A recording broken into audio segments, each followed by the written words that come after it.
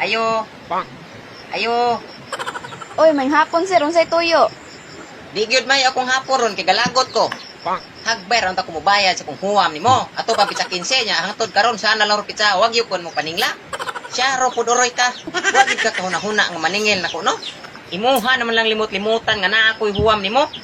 Ayo pagingana kay ako mobayad man ko nya nganong kon mo paningla. Ultimo akong huwam nimo, ako pa'y magtimaan. Abi kay ikaw may nagpahuwam na ko kwarta, imo na lang limot-limutan nga naa ako'y huwam nimo. Ba nang batasan nimo ha kay ako mobayad man ko nya nganong wa man ko nimo paningla. Ug di ka kamaong maningil ay na lang og pagpahuwam. Hagbay pa ko nang huwam nimo og kwarta nya hangtod karon wagi kon mo paningla. Maghuwam gani kon mo kwarta sunod adlaw paningla dayon ko. Di kay magdugay-dugay ka. Saman ako na lay pirmi mag-adjust ani. O pa'y manghuwam, ako pa'y magtimaan. Hibaw ka? Pwede ba iti ka makiha ng imong ibuhat nga wa ka maningil na ko sa akong huwam. Pagpakauwaw man ang imuha. Abi pa lang di ko mobayad nga namo ko kwarta. O di araw, ang ilis nimo. Kadugay nimong maningil. Para man na imong giili sir, 2,000 naman to imong huwam, nganong 4,000 man eh. Aw natural na maginay tubo.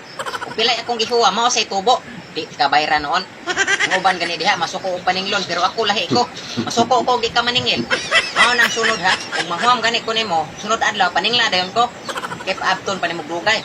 Tagpaabot mo karon sa aka maningil.